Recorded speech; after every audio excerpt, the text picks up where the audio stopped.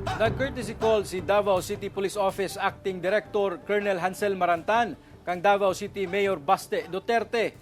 Sa hulagway gikan sa DCPO, nakikita si Colonel Marantan kang Mayor Baste adlong Huwebes alang sa usa ka courtesy call. Sumala sa DCPO kalabot sa peace and order ang naisgutan sa duha apan wala na sila mihatag pa og detalye labot niini.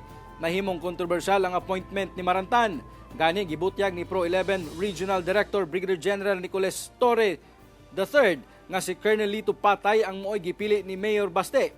Apan human ang pipila ka oras sa iyang paglingkod ni atong Hulyo 10, girelieve dayon kini o gipulihan ni Colonel Sherwin Butil nga wala sab nagdugay kay gihulipan na kini ni Marantan sa susamang adlaw.